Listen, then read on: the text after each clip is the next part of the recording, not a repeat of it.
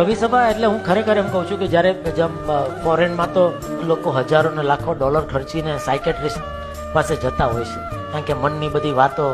અમુક જે મૂંઝવણો હોય એ તમે ન કહી શકતા હોય ને તમને પ્રશ્નો અમુક મૂંઝવતા હોય, અને ત્યારે ઓલા પૈસા લઈ તમારી વાત સાંભળીને તમને એનું કંઈક નિરાકરણ આપે. તો અહીંયા આપણને એ ફ્રીમાં મળે છે, દર રવિવારે મળે છે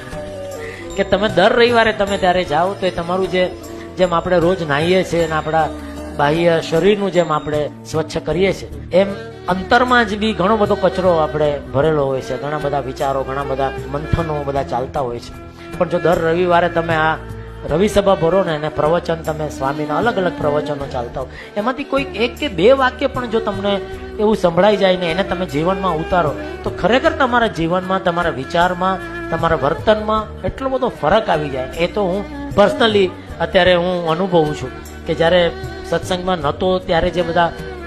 વિચારો ને બધા જે મનોમંથન બધા ચાલતા હોય અંદર, અને બહુ અજંપો રહ્યા કરે, પણ સત્સંગમાં આવ્યાથી, રવિ સભા ભરવાથી અંદર એકદમ એમ શાંતિ થઈ ગઈ છે કે ભાઈ